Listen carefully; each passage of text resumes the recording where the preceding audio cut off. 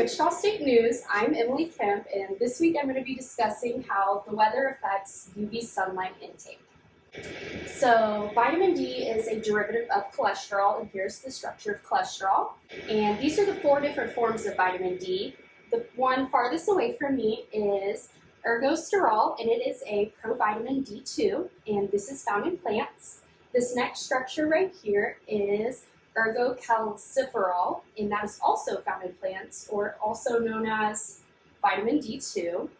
This structure right here is found in animals, and it is 7-dehydrocholesterol. And this last one is the sunshine vitamin, also known as vitamin D3 or calciferol. This type is found in the body from exposure of sunlight. And this is the mechanism of action for vitamin D. This is how it's absorbed in the skin as the form of 7-dehydrocholesterol, which was found in animals or mammals. And then it's converted to vitamin D3, cholecalciferol, and it is metabolized in the liver to produce 25-hydroxyvitamin D3, and then it's metabolized in the kidneys to produce vitamin D. Vitamin D is critically important for the development, growth, and maintenance of healthy skeleton from birth until death. The major function of vitamin D is to maintain calcium homeostasis.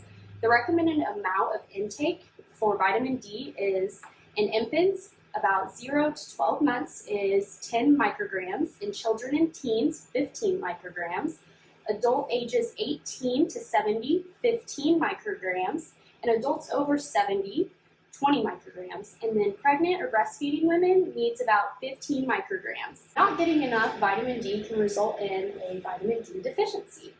A vitamin D deficiency is a major unrecognized health problem. Not only does it cause rickets in children, osteomalacia, osteoporosis in adults, but may have a long-lasting effects.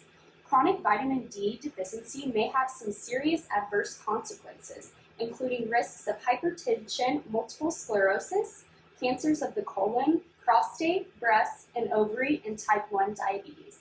Here on this picture is just a few diagnoses from vitamin D deficiencies. So if you don't get enough intake, it can affect the brain with mental health disorders like depression and schizophrenia.